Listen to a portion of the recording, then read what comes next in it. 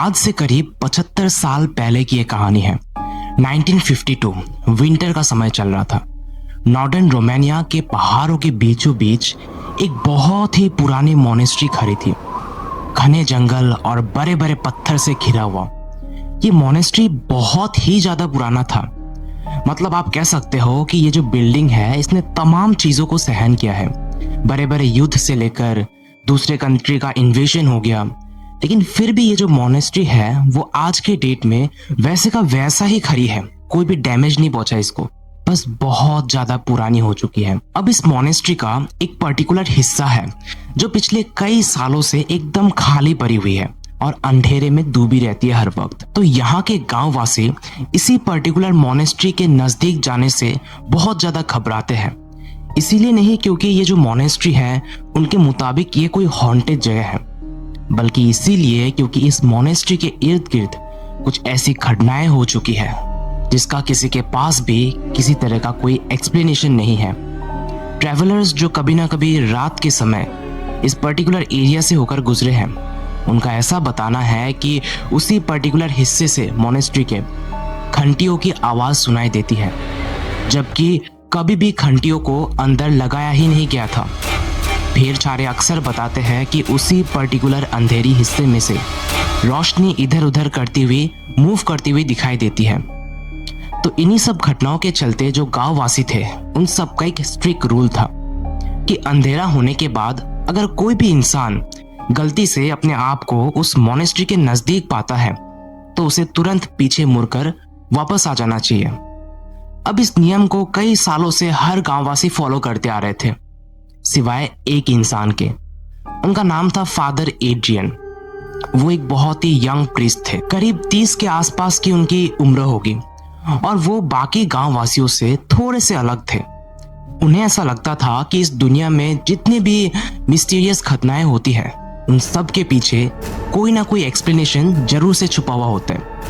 वो काफी ज्यादा एजुकेटेड थे, प्रैक्टिकल और स्केप्टिक थे, यानी कि हर एक चीज के पीछे लॉजिक को ढूंढने की कोशिश करते थे। जब एक दिन चर्च की अथॉरिटीज ने उनसे पूछा कि क्या आप इस मोनेस्ट्री के अंदर हो रहे सभी घटनाओं को, इन सब के ऊपर एक प्रॉपर इन्वेस्टिगेशन रिपोर्ट तैयार कर पाएंगे, तब उन्होंने सीधा सीधा हाँ कह दिया। उन्होंने आगे का कुछ भी नहीं सोचा, क्योंकि उनके लिए ये सिर्फ एक साधारण सा अंधविश्वास का केस था। अब उसके बाद उन्होंने अपनी जर्नी शुरू की और करीब 2 दिन लगे उन्हें मोनेस्ट्री तक पहुंचने में। तो जैसे ही वो उन पहाड़ियों पर जा पहुंचे, उन्हें दिखाई दिया कि पूरा का पूरा एकदम पहाड़ बर्फ से थका हुआ है और उसके बीचों बीच वो जो मोनेस्ट्री थी वो एकदम साइलेंट खड़ी थी। उसे देखकर ऐसा लग रहा था कि मोनेस्ट्री इतना ज्यादा पुराना हो चुका है कि मानो लोग इस मोनेस्ट्री के बारे में एकदम भूल ही चुके हैं। उस समय वहां पर बस गिने चुने कुछ नन्स रह रही थी उस मोनेस्ट्री के अंदर। तो जब फादर एड्रियन मोनेस्ट्री के अंदर प्रवेश करने वाले थे, तब सबसे पहले वहां की जो मदर सुपेरियर थी, यानी कि जो हेड थी ऑफ ऑल द नन्स, उनका नाम था सिस्टर एलेना। सबसे पहले उन्होंने फादर एड्रियन का अच्छे से स्वागत किया मोनेस्ट्री के अंदर। वो एक बुजुर्ग औरत थी और उनके चेहरे को देखकर ऐसा साफ दिखाई देता था कि वो बस अब थक चुकी है अपने सभी जिम्मेदारियों से, किसी तरह के सीक्रेट को छुपाते छुपाते। अब उस दिन रात हो चुकी थी, तो फादर एड्रियन और सिस्टर एलेना दोनों डिनर के लिए एक साथ बैठे और खाना खाते वक्त बातें करते करते जो फादर थे उन्होंने सिस्टर से पूछा कि आप क्या सोचते हो इन सभी र्यूमर्स के बारे में, इन सभी कहानियों के बारे में जो लोग अक्सर सुनाते हैं इस मोनेस्ट्री को लेकर।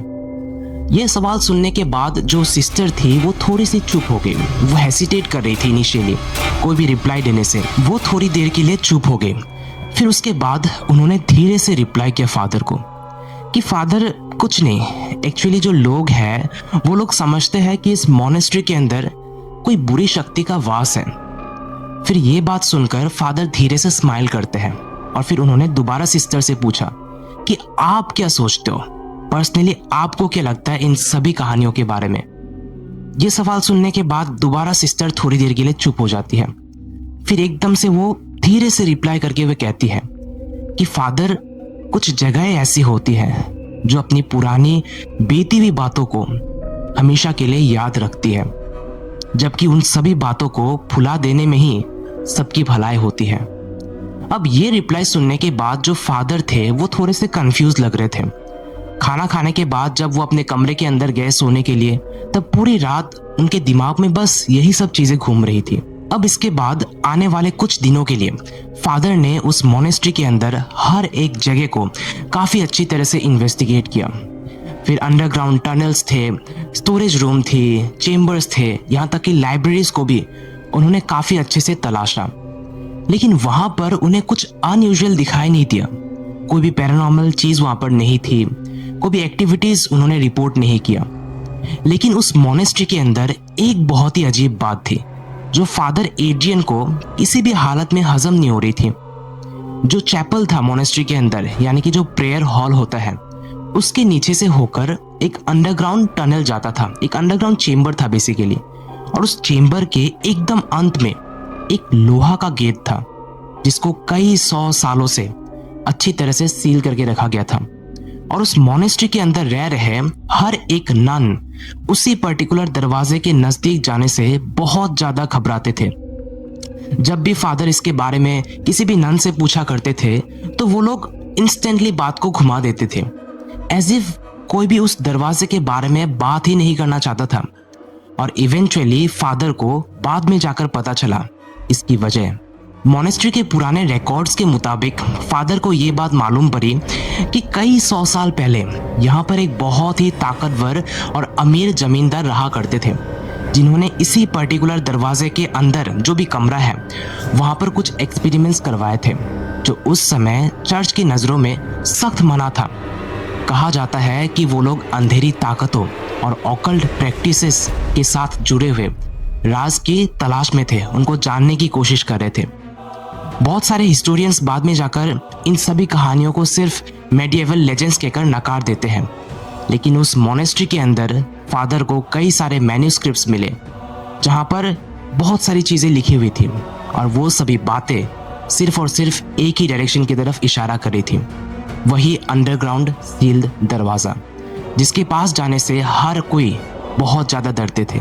अब क्या होता है कि एक दिन शाम के वक्त बहुत ज़्यादा बर्फ पड़ रही थी।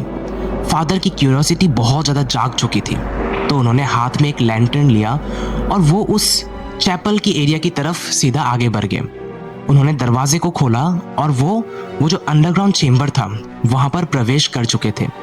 जैसे ही उन्होंने एंटर किया उस चेम्बर को, उन्हें मालूम पड़ा कि पूरा का पूरा चेम्बर बहुत ज़्यादा पतला है।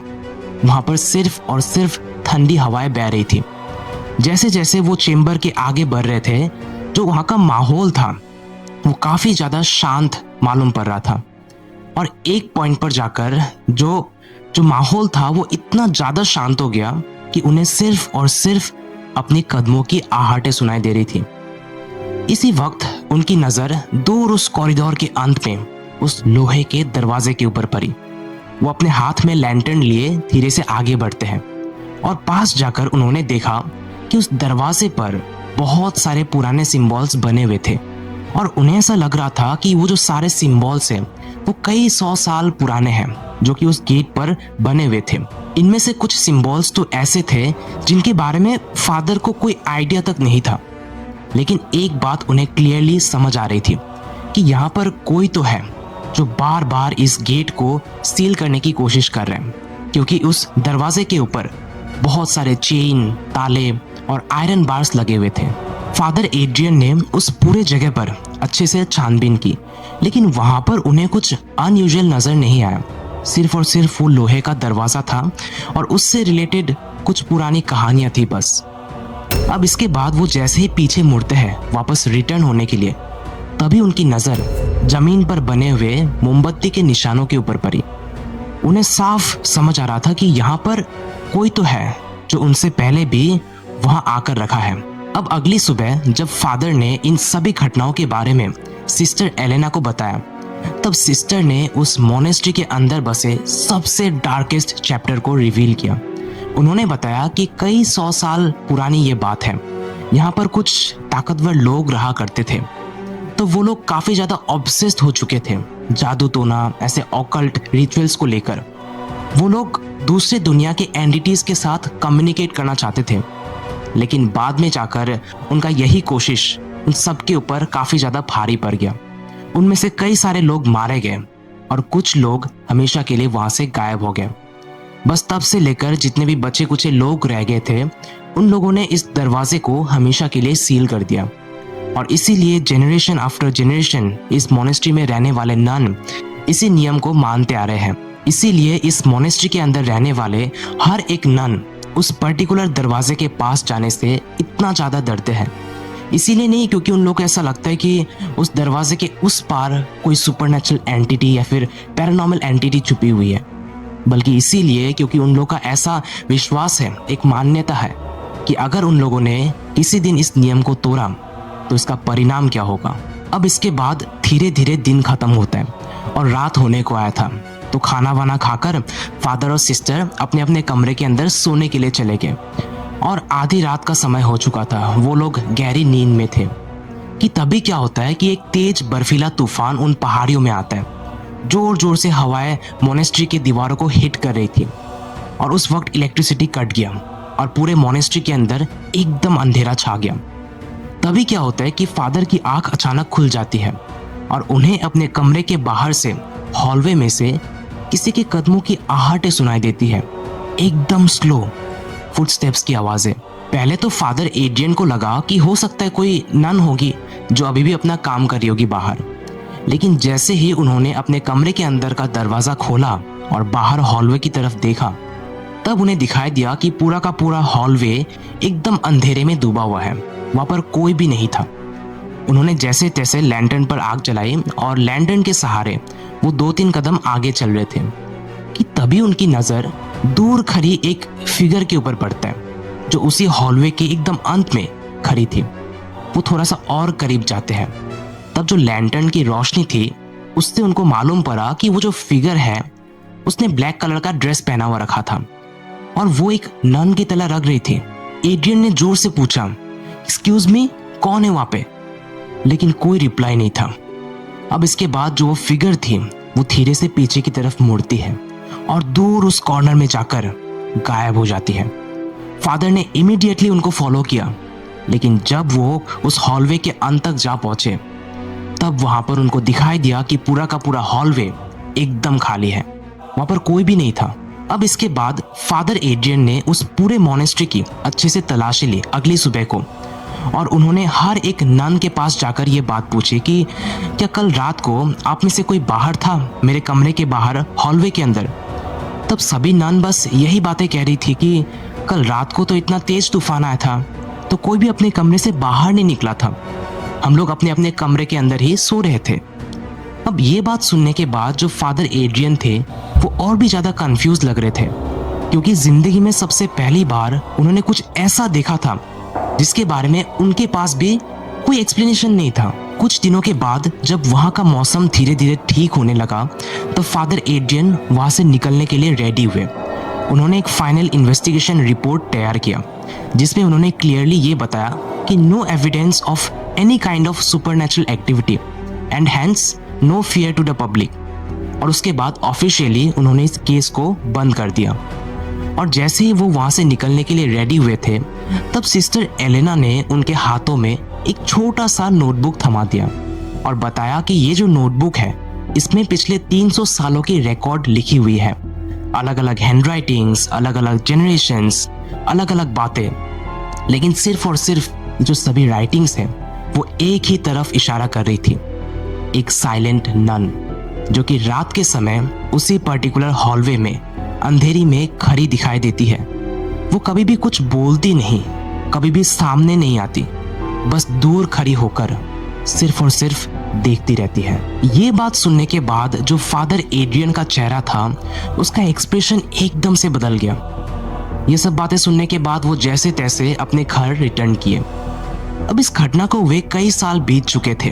फादर एड्रियन आज भी बताते हैं कि उन्होंने असली सच्चाई को कभी डिस्कवर ही नहीं किया, वो कर ही नहीं पाए असली सच्चाई को डिस्कवर।